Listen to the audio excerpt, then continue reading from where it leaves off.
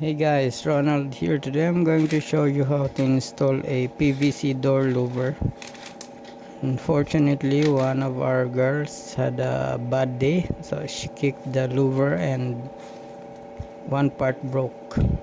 Unfortunately also, the one I bought is a bit shorter, but I don't want to waste my money on it, so I'm going to do some work around to make it fit. Okay, so let's do it. I'm going to put an extension in here. I cut some PVC sheets. I'm going to put an extension in here so that it won't look ugly when I put this on later. So that's the idea. I'm gonna sand this part and also this part later so that the PVC cement could adhere to it strongly.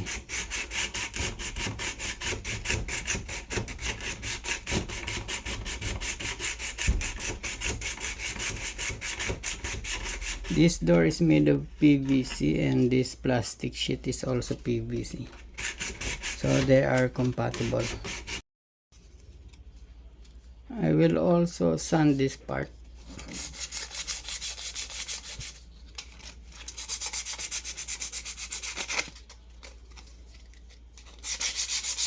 So that the bonding between this and the PVC door is going to be strong.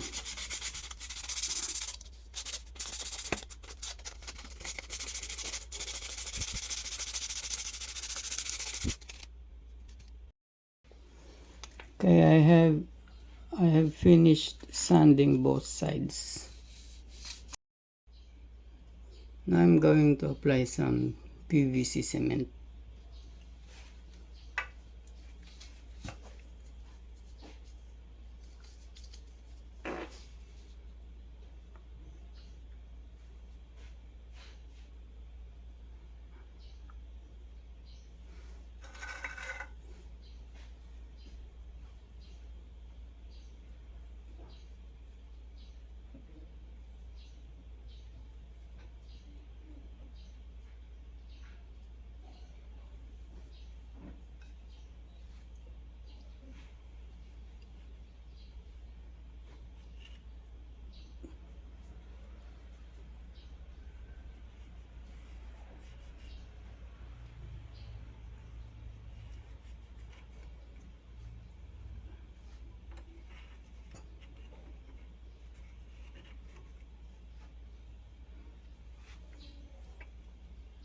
Now let's put it on. Let's stick them together.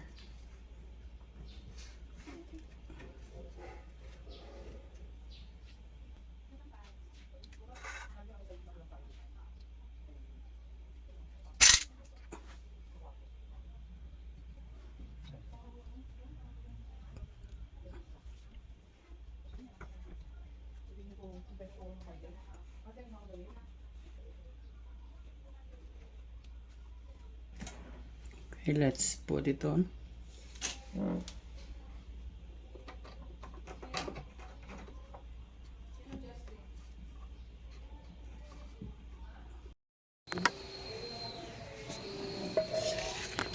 I'll just try to clean this dirty part.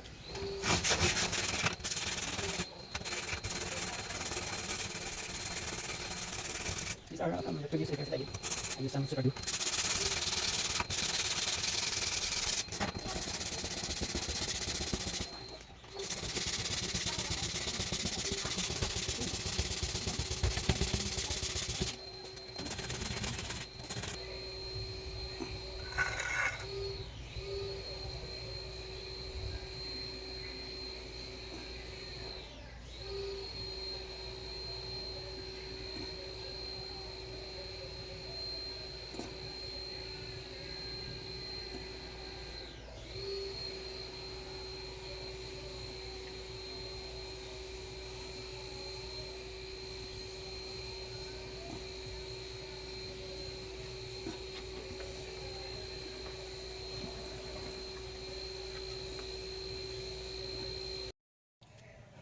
Now I'm gonna put the last part. As usual, I have already sanded it, including this back part.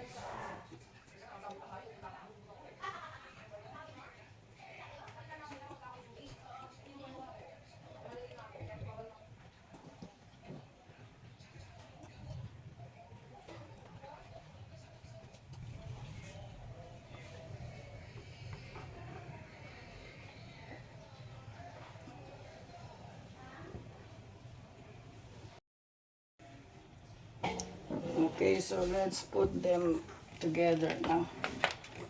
Let's assemble them.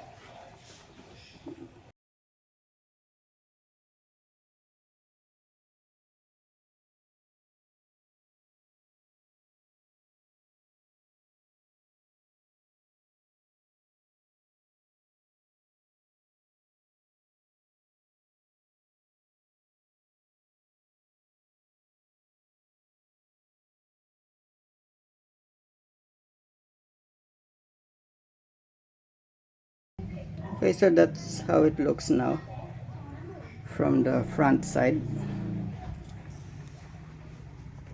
and this is the back side.